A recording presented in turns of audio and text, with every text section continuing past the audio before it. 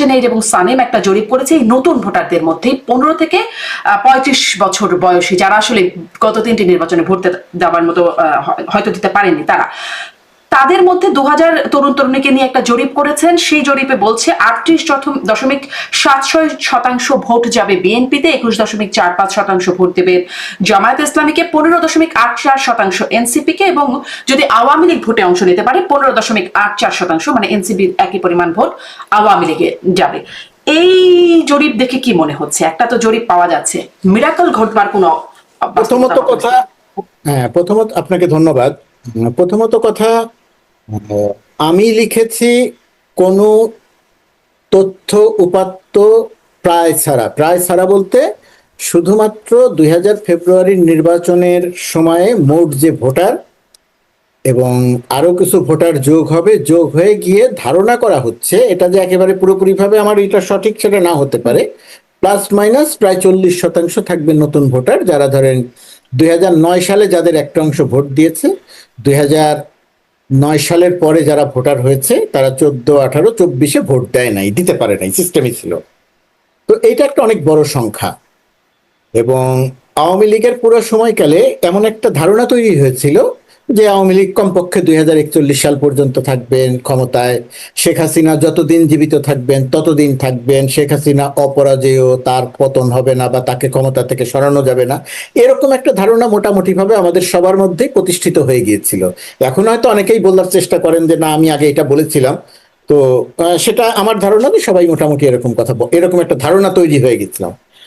কিন্তু এটার পরিবর্তনটা কিভাবে হলো? পরিবর্তনটা সামনে থেকে নেতৃত্ব দিল তরুণরা, পেছনে থাকলো সবাই বলতে বাংলাদেশের দল মত নির্বিশেষে সব মানুষ।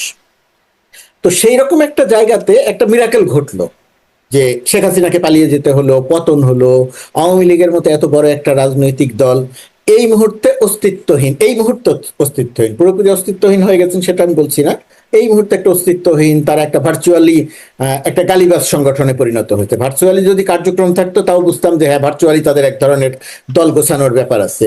যেমন ধরেন এই ভিডিওর নিচে গিয়ে আপনি দেখবেন যে 100 মতামত থাকলে এর মধ্যে 50-60 জন গালাগালি করবে। জুলাই কি বলে একটা তারা শব্দ বের করেছে, মানে সবকিছুকেই তারা একটা অশ্লীল পর্যায়ে নিয়ে যাচ্ছে। তো এইরকম একটা জায়গাতে আমার মনে হয়েছে যে যদি এই নতুন ভোটারদের যদি রাজনৈতিক দলগুলো আস্থায় নিতে না পারে, অথবা কোন রাজনৈতিক দল যদি তাদের আস্থায় নিতে না পারে বলতে আসলে কি বোঝাচ্ছি? আস্থায় নিতে না পারে বলতে বোঝাচ্ছি যে জুলাই আগস্টের আন্দোলন এবং 5 আগস্টের পরে যে পরিবর্তনের একটা ধারণা মানুষের ভেতরে সূচিত হয়েছে, যে সে কিছু একটা চায়, কিছু একটা পরিবর্তন চায়, আবার কোন একটা ফ্যাসিস্ট সরকার ক্ষমতায় থাকবে সে সেটা চায় না। এর কোনো জরিপ নাই, কিন্তু মোটামুটি ভাবে আমরা মনোভাব দেখলে বুঝতে পারি। তো সেরকম জায়গাতে আমি সরকারি পদবি বাদ দেন, আমি যদি একজন বাংলাদেশের সাধারণ মানুষ এবং বাংলাদেশের একজন সাংবাদিক হিসেবে যদি আমি বিবেচনা করি, তাহলে আমি দেখি যে আমাদের রাজনৈতিক দলগুলো এখন পর্যন্ত আমি সুনির্দিষ্ট করে এই নতুন ভোটারদের উপলক্ষ করে বিশেষ কোনো কর্মসূচি দেখছি না। বিশেষ কোনো, ধরুন বিএনপির মতো বড় একটি রাজনৈতিক দল, তারেক রহমান ভালো কথা বলছেন, মানুষের ভেতরে একটা আশা তৈরি হচ্ছে। মির্জা ফখরুল আলমগীর কথা বলছেন, আবার এর ভেতরে কেউ কথা বলছেন, সেই কথাগুলো মানুষ মনে করছে যাচ্ছে, তাহলে কি আমরা সেই পুরনো ধারাতেই থাকলাম? অথবা এই নতুন ভোটারদের টার্গেট করে কোনো কর্মসূচি এখনো পর্যন্ত দেয়া হয়নি। এনসিপির কথা যেটা বললেন, আমার কাছে এনসিপির ধারণা, এনসিপির যে নেতৃবৃন্দ সামনে থেকে নেতৃত্ব দিয়ে যে মানে মানুষের ভেতরে যে আস্থা অর্জন করলেন, এই সময়ের সাথে সাথে এই কয়েক মাসের মধ্যে তাদের সেই জায়গাটাতে অনেকগুলো জায়গাতে প্রশ্ন তৈরি হয়েছে। সেই প্রশ্ন আমার ধারণা যে তারাও বুঝতে পেরেছে। সেরকম একটা জায়গা থেকে মনে করা হচ্ছিল, অনেকেই লিখছিলেন যে এনসিপি শেষ, তাদের আর কোনো ভরসা সম্ভাবনা নাই, তাদেরকে দিয়ে কিছু হবে না, এটা অনেকেই বলার চেষ্টা করছিলেন, আমি যদিও তা মনে করি না। কিন্তু সেরকম একটা জায়গাতে এই যে রাজনীতিতে তো মানুষের কাছে যাওয়া ছাড়া কোনো উপায় নাই যদি আপনি ভোটের রাজনীতি করেন। তো তারা যে মানুষের কাছে গেল, আমি সত্যি একটা সংশয় সন্দেহে ছিলাম যে এই যে মানুষের কাছে যে তারা যাওয়ার সিদ্ধান্ত নিল, এই যাওয়ার সিদ্ধান্তের সময় মানুষ আসলে তাদেরকে কিভাবে সাড়া দিবে। অনেকেই বলল মানুষ সাড়া দিবে না, আবার অনেকেই বলার চেষ্টা করলো যে মানুষ সমাবেশে আসলেও, পদযাত্রায় আসলেও ভোট দিবে না। আমি সেটাই লিখেছি। এখন হয় কি যে একটা রাজনৈতিক দল যখন একটা সমাবেশ করে, বাংলাদেশে যেহেতু অল্প জায়গায় অনেক বেশি মানুষ বসবাস করেন, সেই কারণে বাংলাদেশের কোনো জনসভায় খুব বেশি মানুষ জড়ো করাটা খুব বড় চ্যালেঞ্জ না, এটা খুব একটি সরলীকরণ হবে। আবার অনেক বড় চ্যালেঞ্জ বলতে ধরেন বিএনপি আজকে একটি জনসভা করলে যে পরিমাণ লোক জড়ো করতে পারবে, সিপিবি একটি জনসভা করলে সেই পরিমাণ লোক জড়ো করতে পারবে না। ছোট বড় দলের একটা ব্যাপার আছে। তো এনসিপির ব্যাপারটা আমার কাছে মনে হয়েছে যে মানুষ আবার যে এই বিষয়টিও আমরা জানি, টাকা দিয়ে অনেক সময় জনসভায় লোক দেওয়া হয় বা খাবারের বিনিময়ে জনসভায় লোক আসে, তাও তো আসে। খাবারের সিপিবি বিনিময়ে হয়তো সেই টাকাটা দিতেও পারবে না। খাবারের বিনিময়ে লোক আসে, টাকা দিয়ে লোক আনা যায়, টাকা দিয়ে হরতাল করা যায়, টাকা দিয়ে রাজনৈতিক কর্মসূচি বাস্তবায়ন করা যায় বা করায় সহায়তা করা যায়, এগুলো সবই আমরা জানি, এগুলো কোনো অসত্য নয়, এগুলো সত্য। কিন্তু আমার কাছে মনে হয় এগুলো আংশিক সত্য, এগুলো আংশিক সত্য। আপনার যদি ধরেন আমরা এরশাদের সময় দেখতাম আদমজি জুট মিল থেকে, আদমজি জুট মিলে 30,000-এর উপরে শ্রমিক ছিল, ওই 30,000 শ্রমিককে বাস ভর্তি করে ঢাকা শহরে নিয়ে আসা হতো। এখন ওই সংস্কৃতিটার একটু পরিবর্তন হয়েছে। ধরেন এনসিপি যে টাকা দিয়ে লোক এনেছে, আপনি দেখবেন গণমাধ্যম বা অন্যান্য সোশ্যাল মিডিয়া বা অন্যান্য জায়গাতে দেখবেন তেমন প্রচারণা নাই যে টাকা দিয়ে লোক এনেছে। এবং যে মানুষগুলো সামনে বসে বসে আছেন বা যে মানুষগুলো তাদের পদযাত্রায় এসেছেন, তারা ঠিক টাকা নিয়ে এসেছেন, চেহারা সুরত ঠিক তা বলে না। হতে পারে কিছু, আমি একেবারে করছি না, এটা অবশ্য আমার এখনকার আলোচনার বিষয় না, তবু এটিএন নিউজে একটা প্রতিবেদন দেখছি। আমি একটু শেষ করে দিই এই জায়গাটা, এটা বলেন হয় না। আরেকটা কথা যেটা বলা হচ্ছে যে জামাত লোক যোগান দিচ্ছে, চরমনাইপির লোক যোগান দিচ্ছে, অমুকের লোক যোগান দিচ্ছে, কিন্তু এই যে লোকজনগুলো যারা সামনে বসে আছে, দিতে পারে তারা কিছু লোক, আমি জানি না, আমার কাছে কোনো তথ্য নাই, কিন্তু তাদের চেহারা তাদের অবস্থান দেখে সেটাও মনে হয় না যে এদেরকে মাদ্রাসা থেকে পাঠানো হচ্ছে বা পীরের দরবার থেকে পাঠানো হচ্ছে। আমার কাছে মনে হচ্ছে যে এনসিপির প্রতি মানুষের এক ধরনের একটা আগ্রহ এখনো আছে এবং মানুষ সেটা জানতে চায় এবং বুঝতে চায়। এই মানুষগুলো এনসিপি কে ভোট দিবে আমি সেটা বলছি না, কিন্তু এদের প্রতি একটা আগ্রহ আছে। আমি ওই যে এটিএন নিউজের যেটার কথা বলছিলাম, সেখানে দেখছিলাম যে মানুষ আসছে, আমি ঠিক বুঝতে পারিনি যেটা কোথাকার কোন সমাবেশের কথা, কিন্তু তারা আসছে, কোথায় আসছে সেটাও তারা জানে না, কাকে ভোট দেবে তা সেটাও তারা জানে না। ওই যে একটা ভিডিও ভাইরাল হয়েছিল না, ভোট কেন্দ্রে গেছেন খুশিতে ঠেলায় ঘুরতে গিয়েছিলেন, তো এরকম কিছু মানুষ আসলে সমাবেশেও আসছে, এবং তারা কেন আসছে, কোন দলের সমাবেশে আসছে সেটা তারা বলতে পারে না, কি চায় সেটাও তারা বলতে পারে না, তাদেরকে শেষ করে টাকা দেবে, এরকম একটা রিপোর্ট আমি দেখছিলাম। এটা আসলে কোন দলে সেটা বুঝতে পারিনি। যাই হোক, আপনার কাছে যে প্রশ্নটি করছিলাম আরেকবার একটু করি, যে তাহলে মিরাকল ঘটার কোনো সম্ভাবনা আপনি দেখেন কিনা, জরিপটি আপনি আমলে নেন কিনা, যে জরিপটির কথা সানেম এবং অ্যাকশন এইড যে জরিপটি বললো। এই জরিপের আমি এখন পর্যন্ত ডিটেল জানি না, জরিপের মেথোডোলজিটা আমি জানি না এখন পর্যন্ত। এই জরিপ কি 8টি জেলায় করা হয়েছে, 8টি জেলায় বা 8টি বিভাগ থেকে বাছাই করা হয়েছে। এখন সেই সমস্ত জায়গাতে কোন জেলাগুলো বলতে কোন জেলাগুলোকে বিবেচনায় নেওয়া হয়েছে, এর মধ্যে কি বগুড়া আছে, এর মধ্যে কি সাতক্ষীরা আছে, এর মধ্যে কি গোপালগঞ্জ আছে, এই জায়গাগুলো আমি জানি না। তো এই বিষয়গুলো না দেখলে জরিপ সম্পর্কে মন্তব্য করা কঠিন। তবে জরিপ আমি মনে করি যে কোনো জরিপ নিয়ে কেউ পক্ষে কথা বলবেন, কেউ বিপক্ষে কথা বলবেন। তবে আমি চাই যে একটা গণতান্ত্রিক পরিবেশে এই জরিপটা চলতে থাকুক। বাট এই জরিপের পুরোপুরি সবকিছুকে আমি গ্রহণ করছি বা গ্রহণ করে বলছি যে হ্যাঁ জরিপটি খুব ভালো হয়েছে, এইরকমই হতে পারে, সেটা বলছি না। তার কারণ আমার এই জরিপটি সম্পর্কে মন্তব্য করতে হলে আরো অনেকগুলো জিনিস জানতে হবে।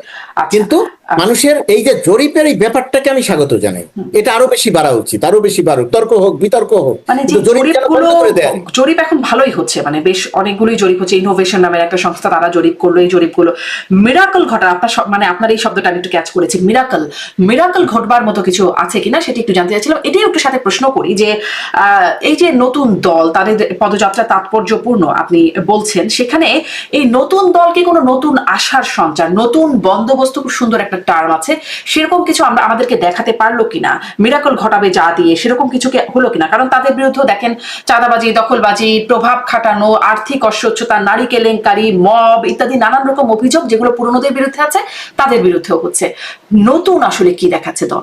দেখেন, তাদের বিরুদ্ধে যে সমস্ত অভিযোগ আছে, আমি আমার অবস্থান থেকে একজন সাংবাদিক হিসেবে আমি পুরোপুরি সেগুলোকে উড়িয়ে দেই না, যেগুলো সব অসত্য, মিথ্যা, প্রোপাগান্ডা। তাদের বিরুদ্ধে যে সমস্ত অভিযোগ এসেছে, সেই সমস্ত অভিযোগের একটা অংশ তো মিথ্যা। আমরা কিছু কিছু জিনিস জানি, একটা চরিত্র হননের একটা চেষ্টা চলছে, আর যে সমস্ত অভিযোগের সামান্যতম কোনো ভিত্তি আছে, আমার প্রত্যাশা থাকবে এই দলের যে তরুণ নেতৃত্ব তারা যেন বিষয়টিকে বিবেচনা করে দেখেন যে তাদের বিরুদ্ধে এই অভিযোগ কেন। হ্যাঁ, জুলাই আগস্ট আন্দোলনের সময় তাদের যে অবস্থান আর এখনকার অবস্থানের অবশ্যই একটা পরিবর্তন হয়েছে, কিন্তু সেই সমস্ত সব দিক বিবেচনায় নিয়েও আমার কাছে মনে হয় যে এই তরুণদের প্রতি দেশের মানুষের, সব মানুষের তো বলা যাবে না, একটা অংশের মানুষের এখনো আস্থা আছে এবং সেই আস্থার প্রতিদানটা তারা দিতে পারবেন কি পারবেন না, মানুষের সামনে নতুন কিছু নিয়ে যেতে পারবেন কি পারবেন না। ধরেন জুলাইয়ে কি হয়েছিল, অগাস্টে কি হয়েছিল, এই ছেলেগুলো সামনে থেকে, পেছনে সবাই ছিল, এই ছেলেগুলো সামনে থেকে তারা জানতো যে তাদের গুলি করা হতে পারে, মানুষও জানতো যে তাদের গুলি করে মেরে ফেলা হতে পারে, কিন্তু এই ছেলেগুলো সামনে থেকে সরে যায় নাই, যে কারণে মানুষ তাদের পছন্দ করেছিল। এখন তারা আজকে বা গতকালকেও নাহিদ ইসলাম যেটা বলেছে, আমরা কখনো আপোষ করিনি, সামনের সময়টিতেও আপোষ করব না, এই যে কথা, এই কথাকে তারা যদি দৃশ্যমান করতে পারে, তারা যদি মানুষের মনে ওই আস্থার জায়গাটা বোঝাতে পারে যে এরা নতুন কিছু করবে, তারা সেই জায়গাটাতে আমার ধারণা যে বোঝাতে পারলো, নতুন কিছুর কোথাও কি কোনো আশার সঞ্চার বা কোনো বার্তা কি তারা দিতে পারলো? একটা অভ্যুত্থানের পরে এরকম একটা বিপ্লবের পরে যত রকমের অরাজকতা ঘটে বাংলাদেশে, তার কিছু কিছু ঘটেছে, এবং আমার বিবেচনায় পৃথিবীর যে সমস্ত দেশে এই ধরনের স্বৈরাচারের পতনের পরে এই রক্তাক্ত পতনের পরে যত রকমের ঘটনা এবং অনাকাঙ্ক্ষিত ঘটনা ঘটে, আপনি ওই যে মব থেকে শুরু করে যা যা বলেছেন, আমি সবকিছুকে বিবেচনায় নিয়েও বলি যে বাংলাদেশে তুলনামূলকভাবে অনেক কম ঘটেছে। এটা আমার পর্যালোচনা। তো সেরকম একটা জায়গাতে রাজনীতিতে কোনো শর্টকাট মেথড নাই। রাজনীতিতে আপনি আসবেন এবং এসেই বিপ্লব করতে পারেন, আপনি আন্দোলন একটা করতে পারেন, কিন্তু রাজনীতি, জনমানুষের আস্থা, ভোট, সমর্থন, এই জায়গাটাতে শর্টকাট কোনো মাধ্যম নেই। তো এই জায়গাটাতে তারা একটা চেষ্টা করছেন, সেই চেষ্টায় ভুল আছে, ত্রুটি আছে, বিচ্যুতি আছে, সবকিছু নিয়েই তারা সামনে আগাচ্ছেন, তাদেরকেও ফেরেশতা নন, তাদেরকেও। চেষ্টায় আমাদের সামনে কি দৃশ্যমান হলো? নতুন বন্দোবস্তের কি আমরা পেলাম এখন পর্যন্ত দৃশ্যমান? নতুন বন্দোবস্তের জন্য তারা একটা একটা একটা একটা স্বৈরাচারের পতন ঘটিয়েছে, একটা ফ্যাসিস্টের পতন ঘটিয়েছে, সেখানে তারা প্রমাণ করেছে যে তারা রক্ত দিয়ে হলেও এই জায়গাটাতে, তারা আদর্শের জায়গাটাতে, তার কথার জায়গাতে তারা ঠিক থাকবে। তারা একটা সরকার, সবাই মিলে আসলে তো গণ অভ্যুত্থান যদি সবাই মিলে, ওটা তো তারা আসলে শুধুমাত্র একক ক্রেডিট না, তাই না? এটা আছে বিএনপি, আছে জাতীয় পার্টি বা জাতীয় পার্টি জামাত বলবো না, আমি বলছি তার আওয়ামী লীগেরও কিছু অংশ আছে। দেখেন দেখেন 5 আগস্টের আগে পর্যন্ত আন্দোলনটার স্পিডটা কি ছিল? 5 আগস্টের কোনো সন্দেহ নেই এই আন্দোলনে বিএনপি খুব গুরুত্বপূর্ণ একটা অংশ, কোনো সন্দেহ নেই এই আন্দোলনে জামাত একটা অংশ, কোনো সন্দেহ নেই এই আন্দোলনে হেফাজত একটা অংশ, কোনো সন্দেহ নেই এই আন্দোলনে বামরা একটা অংশ, কোনো সন্দেহ নাই রাজনীতি করে না কিন্তু ফ্যাসিস্টের অত্যাচারে অতিষ্ঠ সাধারণ মানুষ, তারা এই আন্দোলনের একটা অংশ। আমি এদের কারো অবদানকে অস্বীকার করছি না, এরা অনেক বড়ভাবে অবদান রেখেছেন, কিন্তু আমাদের পাশাপাশি একটা জিনিস মাথায় রাখতে হবে যে সেই সময়ে এমন একটা পরিস্থিতি ছিল, কেউ কিন্তু বলছিল না যে আমি আন্দোলনটা করছি। কৌশলগত কারণে সবাই পেছনে ছিল, সামনে কারা ছিল? আমি সেটার কথা বলছি যে তারা সামনে ছিল, ধর সামনে যারা ছিল তারা যদি আপোষ করে ফেলতেন, তর্কের জন্য বলছি, তাহলে কি হতো? হয়তো এই আন্দোলনটি সফল হতো, আরো 1 বছর সময় লাগতো, আরো 2 বছর সময় লাগতো, আরো 5 বছর সময় লাগতো। কিন্তু আমার যেটা বক্তব্য সেটা হলো তারা তো আপোষ করে নাই, তাদের তো ওই যে রক্তাক্ত করে দিয়ে পিঠ থেকে শরীরের পুরো অংশ পর্যন্ত রক্তাক্ত করে দেওয়ার ঘটনা তো নাহিদের ক্ষেত্রে ঘটেছে। আসিফ, আপনি সমালোচনা করেন, তাতে আমার কোনো আপত্তি নেই, আপনি রাজনীতি করতে আসবেন, আপনাকে নিয়ে সমালোচনা হবে, কিন্তু আসিফদের যখন ধরে নিয়ে যাওয়া হলো তখন তো তারা সেই জায়গাটা তাপস করে নাই। আমি ওইটার কথা, ওইটা খুব গুরুত্বপূর্ণ ঘটনা। তো সেরকম একটা জায়গা থেকে আসার পরে তারা এখন রাজনীতির মাঠে নেমেছে, তারা এখন সরকারের অংশ, জন আকাঙ্ক্ষা পূরণ করতে পারছে না সরকার, তার প্রতিফলন আসিফ বা মাহফুজ বা নাহিদ কয়েকদিন আগে ছিলেন তাদের উপরে পড়ছে। মানুষ বলছে কই নতুন কিছু তো হলো না, কিন্তু নতুন কিছু হলো না সেটা যেমন সত্যি, আবার একই রকম ভাবে নতুন তো অনেক কিছু হয়েছে। এই যে একটা গণতন্ত্রের উত্তরণের পথে আমরা হাঁটতে শুরু করেছি, এটা তো নতুন কিছু না। ধরেন ব্যাংকিং খাতে ছোটখাটো অভিযোগ আছে, কিন্তু বড় বড় অভিযোগ তো নাই। এখন তো ব্যাংক লুট হচ্ছে না, এখন তো কেউ ব্যাংক কোনো ব্যবসায়ীকে দিয়ে দিচ্ছে না। টাকা পাচারের ঘটনা তো এখন কমে গেছে। যদিও বিএনপি এই যে অভিযোগ করছে 90,000 কোটি টাকা নাকি পাচার, যদি ভুল না বলি এই এগুলো সংখ্যাটা। এগুলো গল্প, এগুলোর কোনো ভিত্তি নাই। আপনার পূর্বের সময়ের যে তথ্য প্রমাণ ছিল আপনি এখন দেখবেন এগুলোর কোনো ভিত্তি নাই। আমি কিন্তু কখনোই তথ্য প্রমাণ পাই নাই। আমি তখন স্টুডিওতে বসে প্রশ্ন করতাম, পি কে হালদার ঠিক কত টাকা পাচার করেছেন, কেউ কি বলতে পারবেন? আমি আজ পর্যন্ত তথ্যটা এক্সাক্ট সংখ্যা পাইনি। সুনির্দিষ্ট তথ্য পি কে হালদারের ব্যাংক খাত থেকে নিয়ে যাওয়ার সুনির্দিষ্ট তথ্য আছে। এস আলম কত বাংলাদেশ টাকা নিয়েছেন, কত টাকা নিয়েছেন গোলাম মুর্তুজা? আমি দুদকের আইনজীবীকেও জিজ্ঞাসা করেছিলাম এই প্রশ্ন। পি কে হালদারের রাজনৈতিক ভাষ্য অনুযায়ী 10,000 কোটি টাকা, আর কাগজ কলমের প্রমাণ অনুযায়ী তার বিরুদ্ধে কয়েকটি মামলায় অঙ্ক যোগ করলে সেটা 3,500 কোটি টাকা হয় এটা। আর আপনি যেটা বলছেন কখনোই নাই, এস আলমের বিরুদ্ধে কি এস আলমের প্রমাণ কি আপনি পান নাই? এস আলম কমপক্ষে $1 বিলিয়ন বিদেশে বিনিয়োগ করেছে, তার তথ্য প্রমাণ তো কাগজপত্র আছে, সব কাগজপত্র আছে। এস আলমের বিরুদ্ধে অভিযোগ আছে $8 বিলিয়ন নিয়ে গেছে, কিন্তু কাগজপত্র সহ প্রমাণ পাওয়া গেছে এখন পর্যন্ত $1 বিলিয়ন। আপনি কি এই সময় কোনো $1 বিলিয়ন বা $1 মিলিয়ন কোনো প্রমাণ দেখাতে পারবেন যে এই লোকটা এইভাবে পাচার করে নিয়ে গেছে, সরকার তাকে সাপোর্ট করেছে?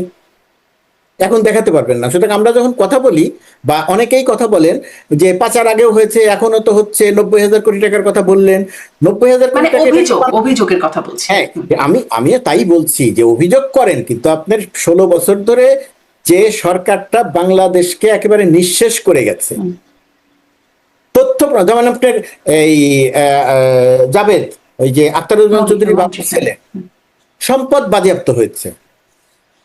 সালমান রহমানের ছেলের সম্পদ বাজেয়াপ্ত হয়েছে। তারা যে পরিমাণ টাকা পাচার করেছে বলে অভিযোগ, সেই তুলনায় এটা অনেক কম, কিন্তু হয়েছে তো, আপনি প্রমাণ তো পাচ্ছেন।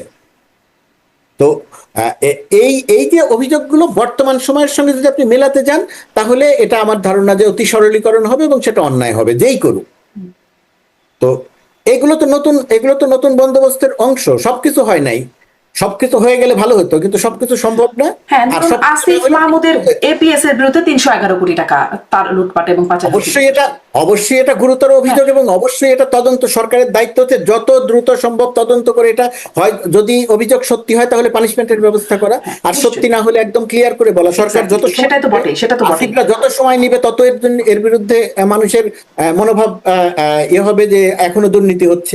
আমি ওই বক্তব্যের সঙ্গে একমত। মানে